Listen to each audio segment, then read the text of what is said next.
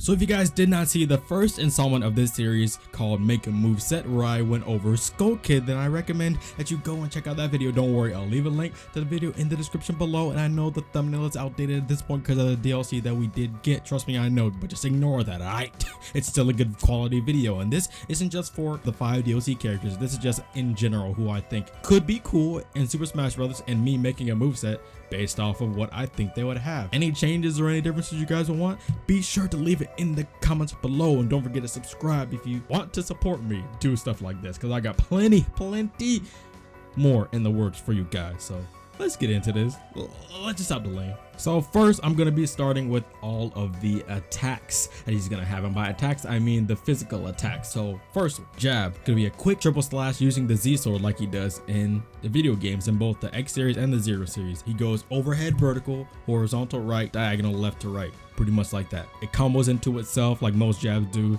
does lower damage but higher knockback, so it's not a comboing jab. But jab 1 can cancel into other attacks or grabs, kind of like how Lucina and Marth could do in Super Smash Bros. 4. Dash attack is going to be the Gale attack or Repugeki, a high damaging multi-hit stabbing dash attack, similar to top spin, except the multi-hits all connect from the horizontal momentum, but it lacks in vertical range and anti-airing capability, but it's much more damaging. But it also has yet significantly more in lag. When connects at the end of the move's duration, Zero will scoop them out and off the ground at around a 60-degree angle and can lead into different types of combo opportunities using Zero's moveset, whether short or long. So basically higher damage and less knockback. Up till the Soul Launcher, a rod that scoops from the ground up by a shock using a shorter shockwave, but that also shoots a blast with both an explosion on the tip part and a projectile that shoots outwards. So it's going to be a strong killing move, akin to Mega Man's up tilt, except it properly connects 2 hits. Kind of think of Inkling's up smash, how it scoops you off the ground and hits you upwards. So it has an explosion hilt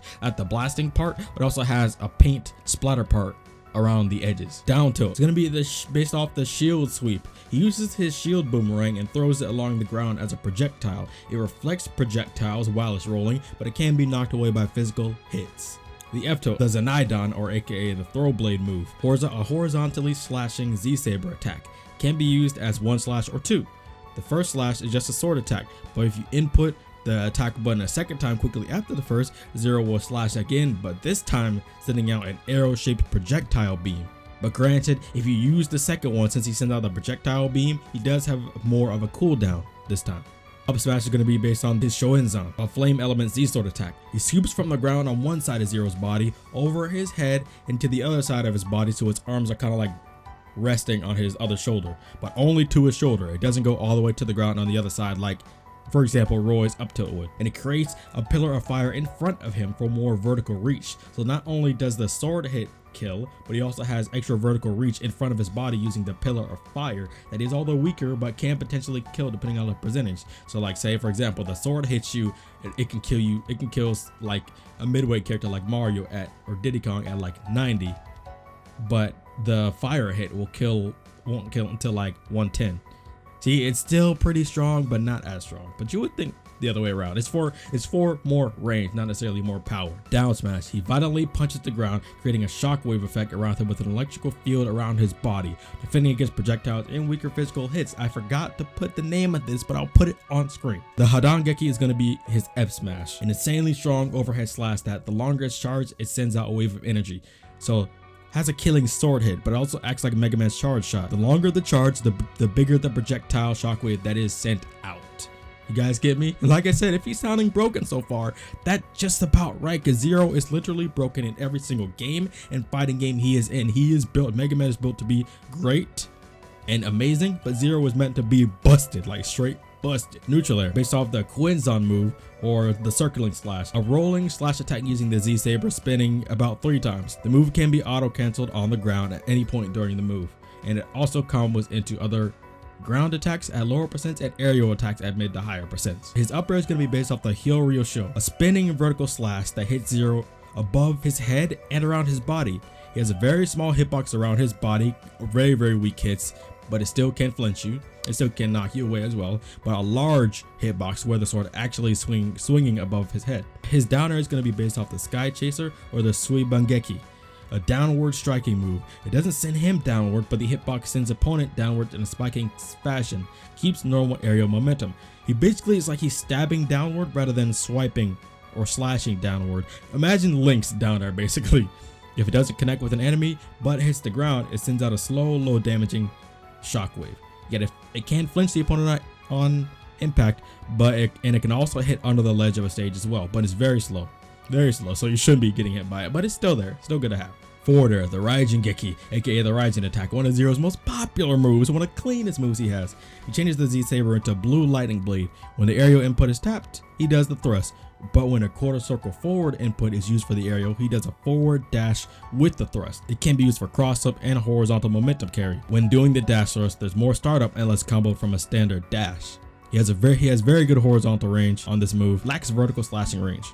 It auto cancels and normal combos into the quarter circle forward version. The normal version does more knockback than the quarter circle forward version, which is more for further combos and cross ups. Now the reason I implemented more quarter circle forward inputs or 236 inputs or 214 is because he's a Capcom character in fighting games. So just like Ryu, I think he should have inputs true to some of the fighting games he's in. Although Ryu is literally from a fighting game, Zero is in fighting games, so I think he's viable to have it. Back air based off the Tenkuha, a diagonally slashing Z Saber attack with it being tainted purple.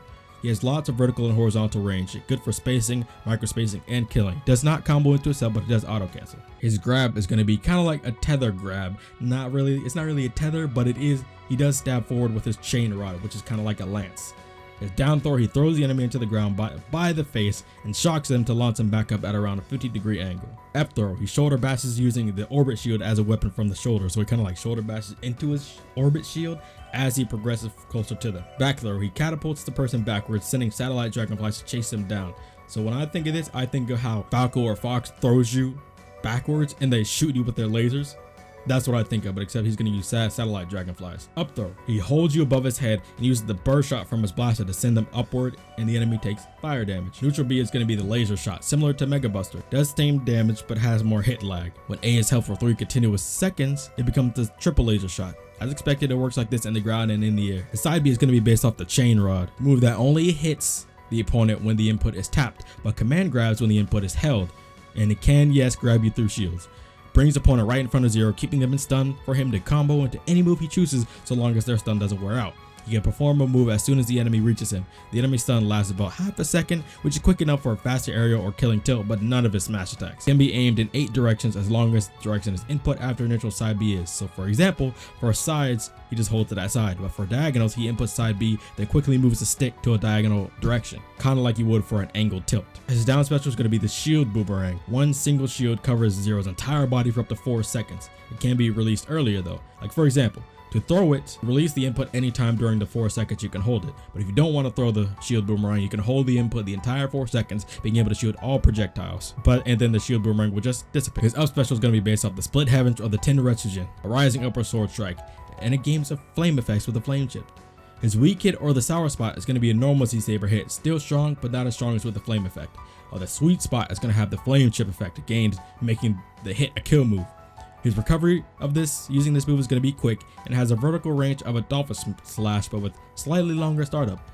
And he doesn't go into free fall and can also retain his jump, just like Mega Man. And this move has a total of 6 hits, so if B is released during any of these hits, the move will stop early and Zero can immediately act out of it in any way he so chooses, just like in Marvel vs. Capcom. His final smash is going to be the Ito Ryodon, or the Genmo Zero, aka single stroke bisection. He will literally launch 2 giant crescent waves from his Z Saber repeatedly, which cover the entire area of the stage and the screen. So what do you guys think? Let me know about that moves in the comments below. I went through a lot of thinking and effort putting this together for you guys, so you guys could really get a nice fleshed out idea of what this character would be like in the game. I know we already have an assist trophy for the Mega Man X Series Zero, but I wanted to base this one off, but I wanted to find a loophole.